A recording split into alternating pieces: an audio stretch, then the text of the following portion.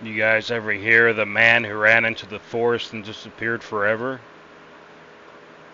Well, I haven't. We're gonna learn about this together. No script. Let's dive in. The man who ran into the forest and disappeared forever. Excuse me while I scratch my nuts. Imagine this. You're at the airport, about to go home after a vacation. You feel a little off. Maybe a headache. Maybe your stomach's acting weird. Nothing serious. You either visit the airport doctor to double check, then suddenly you stand up, drop your phone, your passport, everything, and you sprint. Full speed. Out of the airport! Past security, past the gates, out into the forest. You're never seen again. This isn't opening to a horror movie. This really happened. And the entire thing was caught on camera. His name was Lars Mittank. Here's a picture of him right here. Yep, good looking guy.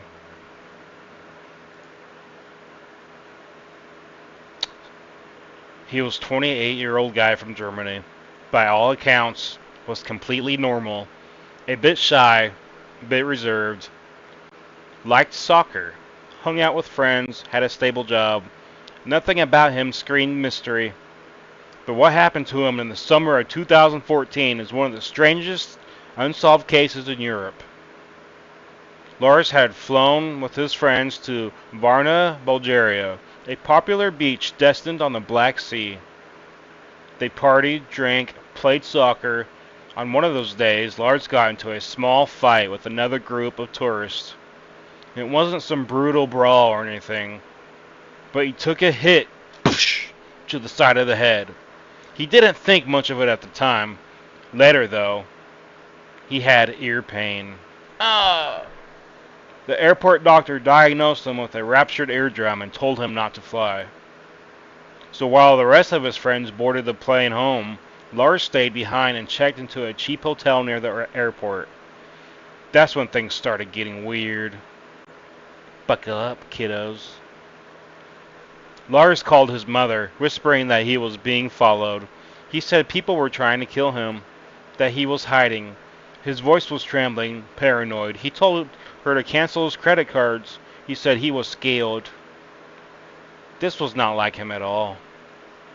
Hotel staff later reported that he was acting very strange, pacing the halls, peeking out the windows, hiding in elevators. At one point, he left the hotel for hours in the middle of the night and came back with no explanation. Still, the next day, he checked out, grabbed his backpack, and headed to the airport. Surveillance footage shows him walking in like anyone else. Calm, normal. He speaks to the airport doctor again, but this time, something flips. Suddenly, Lars stands up, mid-conversation, and says, "I don't want to die here." That's creepy. Then he runs. He bolts out the doctor's office, down the hallway, out of the terminal, across the parking lot. At one point, he jumps over a fence and turns into the forest. He leaves everything behind, his bag, his wallet, his passport, his phone. Everything. And that was the last time anyone ever saw Lars Mittank. There have been no confirmed sightings, no activity on his bank accounts, no social media, no clues, just that one blurry, haunting video of a young man fleeing something nobody else could see. So what happened? Some think he was suffering a psychotic break, maybe triggered by a head injury or antibiotics he was prescribed, which can sometimes have very rare side effects like hallucinations. Others believe he was being targeted, maybe by someone involved in original flight or someone he met while alone in Varna. There are even wilder theories. Organ trafficking, secret military experiments, witness protection, but those are exactly what they sound like. Theories. What makes this story especially chilling is the visibility. We have the footage, we see him, we hear his mom's recounting of their phone calls. This isn't one of those stories lost to time. It's one that happened in front of security cameras, under the fluorescent lights in a modern airport surrounded by people, and yet nothing. It's one of those cases that gets under your skin because it feels like it should be solvable, but nearly a decade later, Lars Mittank is still missing. Maybe he survived, maybe he's out there hiding in plain sight, or maybe whatever he thought was after him that day, maybe it caught up to him. Let me know if you want this version with background music. Timing cue. Thanks for watching.